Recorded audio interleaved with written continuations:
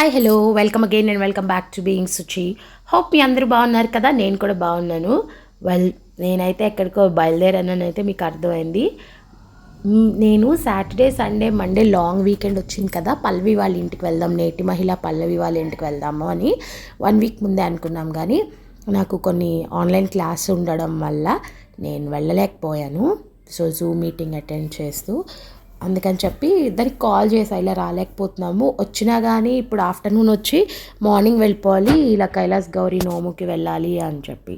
అవునా సరేలే అయితే మేము ఇలా బయటకు వెళ్తున్నాము అని చెప్పింది. కొలనుపాక అని ఏదో ఓల్డెస్ట్ శివాలయం ఉందంటే ఇంకో 10 మినిట్స్లో బయలుదేరిపోతున్నాం, రెడీ అవుతున్నాం అంది. ఇంకా నేను హస్బెండ్ అప్పుడే వచ్చారనమాట ఆఫీస్ నుంచి, అరౌండ్ 3 o'clockకి సాటర్డే లంచ్కి. నేను అడిగాను మనం కూడా వెళ్దామా, ఇలాగా వాళ్ళు వెళ్తున్నారు కదా కలిసి అక్కడ గెట్ టుగెదర్ అయిపోతుంది కదా అన్నట్లు. అతను కూడా ఓకే అని అందరూ ఇంకా 3:45కి స్టార్ట్ అయ్యాం ఇంట్లోంచి.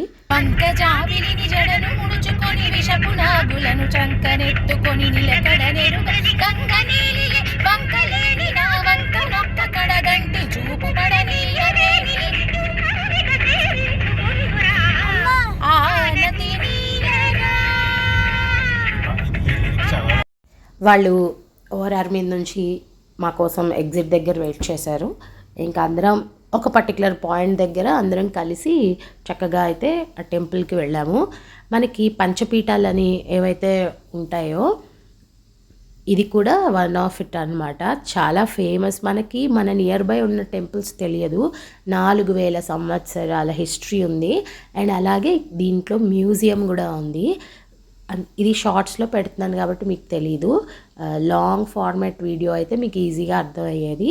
సో రేపటి షార్ట్లో మిగతా టెంపుల్ గురించి అయితే చెప్తాను. తెలంగాణలో సాటర్డే హనుమాన్ జయంతి చేశారు కదా, ఆ పర్టికులర్ విలేజ్లో ఇక్కడ చూస్తున్నారు కదా హనుమాన్ని ఊరేగిస్తున్నారు అనమాట.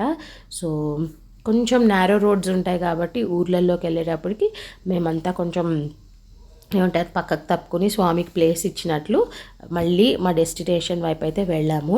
ఫస్ట్ కొంచెం ఎంట్రీ ఎటు అర్థం కాలేదు. ఇలా వెళ్తూ ఉంటే మంచి సన్సెట్ వ్యూ అయితే వచ్చింది. క్లోజింగ్ టైం 5:30, మేము 5:20 అలా అయితే రీచ్ అయిపోయాం.